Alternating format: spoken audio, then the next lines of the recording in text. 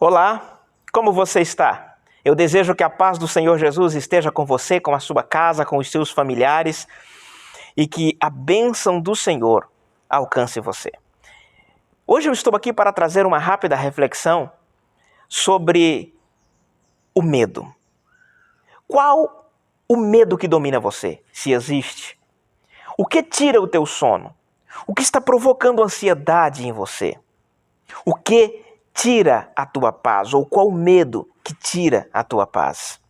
E nós estamos estudando durante este trimestre da Escola Bíblica Dominical, nas edições das revistas CPAD, na classe de adultos, sobre a vida de um personagem chamado Jó. E no livro de Jó, capítulo 3, versículo 25, que eu vou tomar por base para a nossa fala, diz assim: aquilo que eu temia foi o que aconteceu, e o que mais me dava receio me atingiu. Na versão King James diz assim: exatamente aquilo que mais eu temia desabou sobre a minha cabeça, e o que mais me dava medo veio me assombrar. Olha que interessante, dois termos aqui, medo e receio. O que seria medo? No original hebraico para esse texto aqui traz a ideia de pavor, de terror, de pânico, que era isso que Jó sentia. E receio é a incerteza acompanhada do medo. A incerteza já incomoda, não é? A incerteza já é um tipo de medo. Agora, a incerteza acompanhada de medo vai provocar ansiedade, vai provocar palpitação, vai provocar ainda mais insegurança e, diga-se de passagem, desenvolver fobias. E falando em fobias, o que seria uma fobia? Fobia é o medo exagerado, incontrolável de alguma coisa. Coisa que aparentemente para mim, para você é algo banal, mas como ter medo disso? Mas a pessoa acaba tendo medo, e um medo incontrolável, que a psicologia define como um distúrbio psicológico. Olha que interessante. E a Sociedade Interamericana de Hipnose classificou as 10 principais fobias que atacam as pessoas hoje. E aqui eu vou mencionar apenas a título de informação para a gente conseguir tratar melhor do assunto. A primeira aqui da lista é claustrofobia, medo de ambientes fechados. Existem pessoas que têm medo simplesmente de entrar no elevador. Agorofobia, medo de multidão. Existem pessoas que têm medo. Aracnofobia, medo de aranha. Zoofobia, medo de animais, independente do animal. Existem pessoas que têm um medo incontrolável. A nictofobia, medo do escuro, que atinge na maioria das vezes mais crianças. À medida que vai crescendo, perde-se esse medo. Mas mesmo assim, existem pessoas que mesmo depois de adultas ainda têm muito medo do escuro. A acrofobia, medo de lugares altos, medo de altura. Tem pessoas que nem numa escada conseguem subir por medo de altura. A glossofobia, que é medo de falar em público, que é interessante observar que esse medo, segundo pesquisas, ele vem antes do medo da morte, de tanto que ataca as pessoas. A hematofobia, medo de sangue. Existem pessoas que desmaiam ao ver sangue. A tanatofobia, que é o medo da morte. A aerofobia, medo de avião. E por aí vai. Existe, por exemplo, a fobia social, que é o medo de se relacionar, né, de fazer amizades, e por aí vai. De estar em reuniões públicas e assim por diante.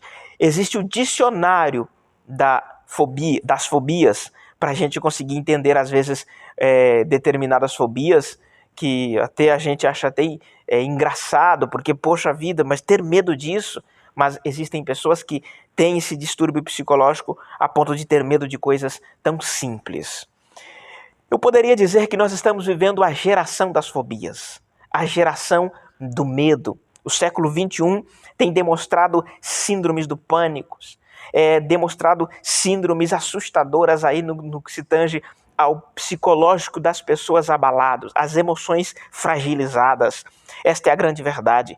No dia 10 de dezembro de 2018, o Hospital Santa Mônica fez uma matéria mostrando que, de acordo com a Organização Mundial de Saúde, o Brasil está no topo da lista no percentual de pessoas ansiosas.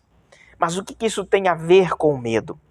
Geralmente a ansiedade é um dos sintomas de que a pessoa tem alguma fobia ou tem algum medo.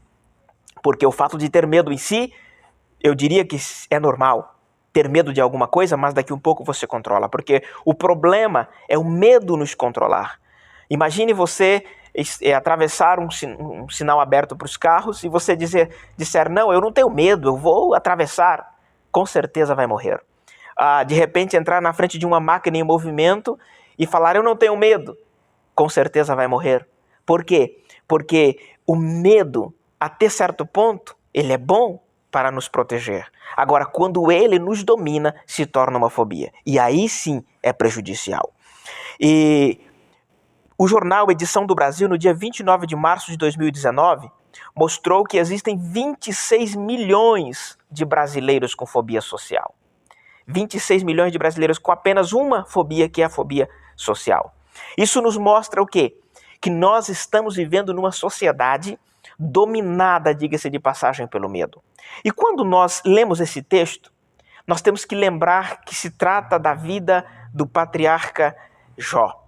E Jó foi atingido por um ataque maligno que ele não sabia do diálogo de Satanás com Deus.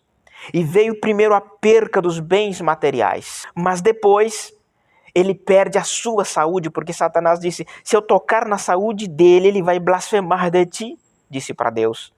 E quando vem a perca da sua saúde, Jó agora é obrigado a abandonar a sua casa. E tente imaginar Jó se fosse no nosso cenário hoje, abandonar a sua mansão, abandonar os seus carros de luxo, que na época eram as mulas brancas, os camelos, os cavalos de corrida, ter que abandonar tudo porque ele perdera tudo. E de repente sair fora da cidade no monturo, pegar um caco de telha e começar a coçar feridas de uma doença que até hoje a medicina tem dificuldade de explicar qual a doença era de Jó. E talvez seja um problema que atingiu a saúde dele, que a medicina nunca vai explicar, porque talvez foi algo preparado diretamente de Satanás para afetar a saúde de Jó. E dentro deste contexto, Jó começa a raspar as suas feridas e a Bíblia vai nos mostrar que ele fica uma semana, porque os seus amigos vêm visitá-lo e encontram Jó naquela situação. Eles não têm palavras, eles ficam mudos, e Jó também, Jó fica em silêncio durante 7 dias. Mas segura aí, que eu quero fazer umas perguntas para você. Eu quero repetir ou relembrar as perguntas que eu fiz para você. Do que você tem medo? O que está te atrapalhando, te atormentando hoje? E talvez você tenha medo de perder o status, a posição social. Existem inúmeras pessoas que têm medo de perder a posição, perder o status, se tornam possessivas, obsessivas e acabam tendo desvios de caráter até, ou demonstrando, sobressaindo esses desvios de caráter que não foi curado, com medo de perder o status, de perder o poder. Mas existem outras pessoas que têm medo do futuro, sabia? Como que vai ser o meu amanhã? Jesus até disse, né? Não estejais ansiosos pelo dia de amanhã. Inclusive o pastor Claudionor de Andrade, em um dos seus livros, ele disse que poderíamos até classificar a fobia do futuro, ou seja, a futurofobia, o medo do futuro, o que vai acontecer amanhã, a insegurança do que pode acontecer amanhã. Do que você tem medo? De encarar a velhice? Existem pessoas que morrem de medo de imaginar que daqui 20, 30 anos já serão idosos, já estarão na terceira idade e se endoidece fazendo cirurgias, fazendo implantes e correndo contra o tempo para ver se não envelhece, porque não quer encarar a realidade de daqui um pouco estar na terceira idade e já estar velho. O que te atormenta? Qual o medo que você tem? Outras pessoas têm medo da solidão. Talvez esse seja o teu caso. Medo de ficar sozinho, de imaginar que um dia poderão estar sozinhas. Do que você tem medo? Olha o que Jó disse. Exatamente aquilo que eu mais temia foi o que me desabou sobre a minha cabeça. E talvez aquilo que você mais teve medo durante a sua vida está acontecendo exatamente neste momento em que eu estou falando com você. Talvez você tenha medo da solidão, mas nesse momento você está sozinho, você está sozinha. E se perguntando por que isto aconteceu, a semelhança de Jó naquele silêncio dos 7 dias, interrogando a si mesmo. O que aconteceu comigo?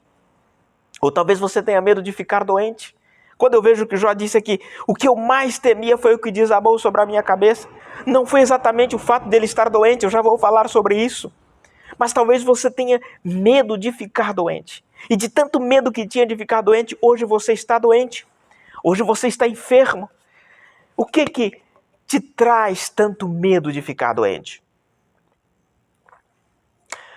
Talvez o teu medo seja o medo de faltar dinheiro, de faltar comida na despensa, de faltar aquela reserva na tua conta.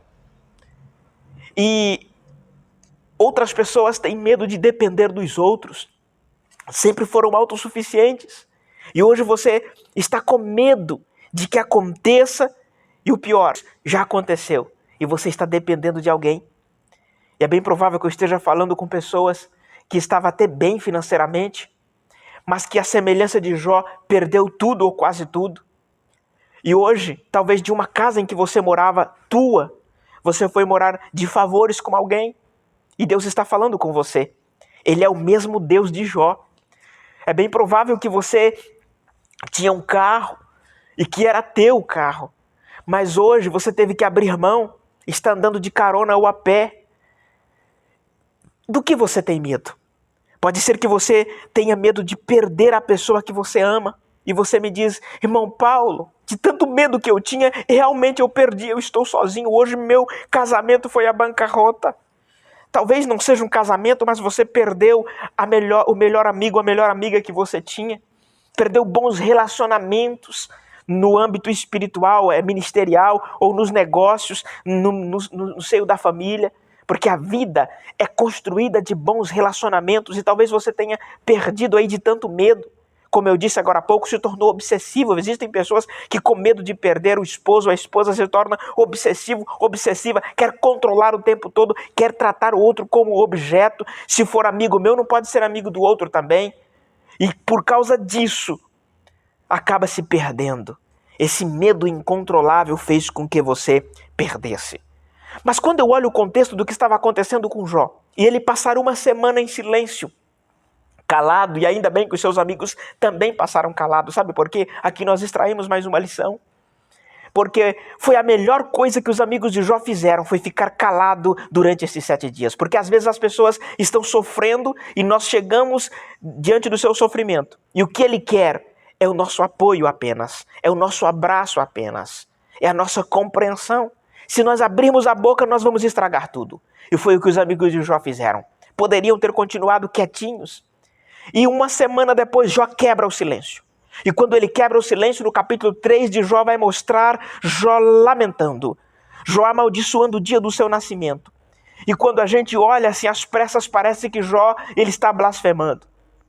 Mas a gente percebe que em momento algum ele blasfema de Deus. Em momento algum também, Jó, ele imagina sequer o suicídio. Mas Jó, ele lamenta. E eu entendo aqui o porquê que Jó disse isso, que exatamente o que mais eu temia desabou sobre a minha cabeça. O que Jó temia? E aqui nós vamos encontrar. Jó, ele temia ser abandonado por Deus. Quando Jó perde tudo, inclusive os filhos, ele não lamenta sequer. Ele não blasfema de Deus. Ele aceita. Quando ele perde a saúde, ele diz para a mulher, nós vamos receber somente o bem de Deus e não receberíamos o mal. Jó está entendendo aqui que tudo aquilo que aconteceria na sua vida estava no controle de Deus. Mas nós temos que entender também que os amigos de Jó trouxeram as suas teologias depois. Mas Jó não era muito diferente a sua crença. Ele entendia sim que tudo o que estava acontecendo de riquezas, de fartura, de tudo que veio de bênçãos até ali é pela sua fidelidade a Deus, por ele ser um homem reto, temente, honesto, que fazia o que deveria ser feito. E de repente, quando desaba tudo aquilo, ele começa a se questionar. Mas se eu estou fazendo tudo certo, por que isso está acontecendo? Se tudo o que está acontecendo comigo de bom é fruto da minha obediência, e o que aconteceu de mal agora? Em que eu errei? E ele começa a se examinar durante uma semana, se examinando, e não encontra nada.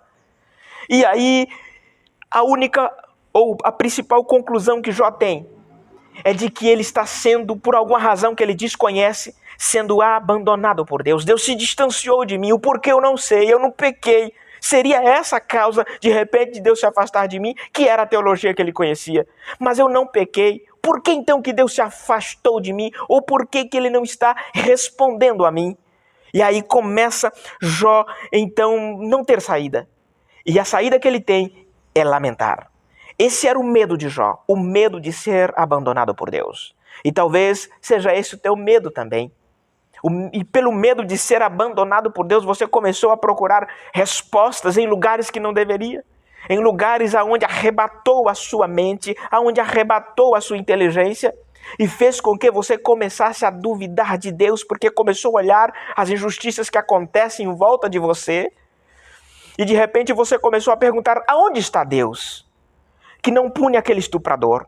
Aonde está Deus que não traz vingança àquele que matou o inocente? Aonde está Deus? E em meio a este emaranhado de perguntas, de questionamentos, você acabou se distanciando de Deus, diferente de Jó, que mesmo sem saber por que estava acontecendo tudo aquilo, mesmo sem saber o porquê daquela situação, mesmo sem saber, sem ter respostas das inúmeras perguntas em que ele fazia, ele decidiu lamentar, mas não blasfemar. Aleluia. Ele decidiu lamentar, mas não desistir de Deus, porque ele sabia que Deus estava no controle da situação. E no meio do problema, e eu estou falando para pessoas aqui que estão no emaranhado de problemas, está se perguntando e não tem resposta, parece que o céu está de bronze. E esse é o melhor momento para reflexão. Esse é o melhor momento para fazer uma autoavaliação. Sabe por quê? Deus, ele conhece os seus medos, Deus conhece suas fobias, Deus conhece as lutas que você está passando. E assim como na história de Jó, na vida de Jó, Deus está no controle absoluto da sua vida. Veja, em Salmo 56 e o versículo 3, o salmista disse: no dia em que eu ficar com medo, hei de confiar em ti. Aleluia. E esta é a mensagem que Deus está trazendo para você nesta rápida reflexão. Você está com medo? Confia. Você está com medo? Vou repetir. Confia nele. Isaías 41, versículo 13 diz: porque eu, o Senhor teu Deus, te tomo pela tua mão direita e te digo: não temas, que eu te ajudo. Não é de graça que existe na Bíblia uma expressão não temas para cada dia do ano. Porque Deus está dizendo: não tenha medo. O medo chegou até você, confia em mim. Observe que a confiança, ela é o contrário da incerteza. Porque para você confiar, você tem que ter certeza. Certeza é a base da fé. Em Hebreus capítulo 11, o versículo de número 1, diz que a fé é a certeza das coisas que se esperam, é a prova das coisas que nós não estamos vendo. Nós temos essa prova e essa certeza através do Espírito Santo de Deus que está na nossa vida. 1 Pedro capítulo 5, versículo 7 diz: lançando sobre ele toda a vossa ansiedade. Não é algumas ansiedades, mas toda a vossa ansiedade, porque ele tem cuidado de vós. Eu até trouxe uma reflexão esses dias, que está no nosso canal, você pode ver depois, de João capítulo 16, o versículo 33, que Jesus disse: no mundo tereis aflições, mas tende bom ânimo, eu venci o mundo. Ele nos dando a lição aqui, que ele venceu, para nos dar o exemplo para nós também vencermos. E para concluirmos esse pensamento, eu quero deixar algumas dicas. Primeiro, aceite a ajuda do Espírito Santo. Quando nós estamos precisando de alguma coisa, fazer algo, nós vamos procurar um especialista para nos ajudar naquela área. Se você está precisando de paz, se você está precisando de ausência do medo, ou medo controlado, você precisa de ajuda de alguém. E tem que ser alguém que te conhece intimamente. É o Espírito Santo de Deus. Irmão Paulo, mas eu não tenho essa intimidade com o Espírito Santo. Vou orar daqui um pouquinho e tenho certeza que o Espírito Santo vai te dar esta paz. O Espírito Santo vai fazer esta amizade com você. Reconheça que Deus, ele está no controle. É a segunda dica que estamos passando aqui. A terceira é: adore enquanto você aguarda o milagre. Observe que Jó, nas oportunidades que ele teve de blasfemar contra Deus, mesmo no momento que a sua esposa veio desabando diante dele emocionalmente, ele diz: Como nós não vamos aceitar o mal que nos sobrevém se recebemos tanto bem de Deus até aqui? E ele levanta a sua voz em adoração a Deus. A próxima dica: abra a boca e se derrame diante de Deus. Faça isso, a dica que Jesus deu. Está doendo, está sofrendo? Vá até o teu quarto, fecha a tua porta e abra o coração para Ele. Assim como você faria no divã de um psicólogo. É muito melhor ainda, respeitando aqui o trabalho dos nossos amigos e colegas psicólogos, mas muito mais do que qualquer psicólogo, você se derramando diante de Deus, Ele vai te entender, o Espírito Santo vai acalentar o seu coração e vai te dar forças para você caminhar mais um pouco, mesmo ouvindo as teologias das pessoas no teu ouvido dizendo você pecou, viu, você tomou a decisão errada, viu, você não foi inteligente, mesmo acontecendo isso, porque eu sei que tem pessoas que estão me ouvindo agora e que perderam dinheiro, e que perderam empresas, que perderam saúde, e alguém está dizendo foi imprudência sua, você está fazendo por merecer, você pecou, mas Deus está no controle da tua situação e neste momento fala com você. Fique tranquilo, apenas abra a boca e conte para Ele. Apenas adore enquanto você sofre. Sabe por quê? Porque esta escuridão de lutas, ela não é para sempre. Acredite, não é para sempre. E em vez de você amaldiçoar quem está abrindo a boca com as suas teologias contrárias, abençoe ele, ore por ele. Vamos fazer isso agora? Eu quero orar com você. Grandioso e querido Deus, neste momento, Pai, eu estou falando contigo e com esta pessoa que está orando neste momento comigo. Aleluia. O Senhor conhece a necessidade do teu filho e da tua filha, sabe pelo que está passando. Aquele medo assustador que lhe sobreveio e que lhe trouxe tudo o que está acontecendo agora. Senhor, em nome de Jesus eu quero te pedir, restaura a vida do teu filho e da tua filha, restaura a vida espiritual, emocional, financeira, em todos os âmbitos, Senhor. Dê graça, dê força para caminhar mais uma milha e chegar até onde o Senhor quer. Em nome de Jesus, que ele venha ter força, que ela venha ter sabedoria, Senhor, para superar os desafios, encarar os amigos com suas teologias diferentes e entender que o Senhor está no controle de tudo. Em nome de Jesus, eu peço estas bênçãos e agradeço. Amém. Que Deus abençoe grandemente a sua vida. Se você foi abençoado com esta palavra, compartilhe com alguém, inscreva-se em nosso canal e até o próximo vídeo, se Deus quiser. Fique com Deus e um grande abraço.